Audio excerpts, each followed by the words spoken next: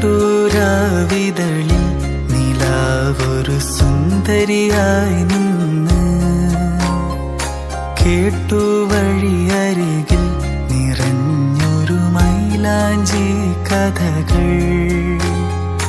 കാതിൽ കൊതിയേറും ഇലാ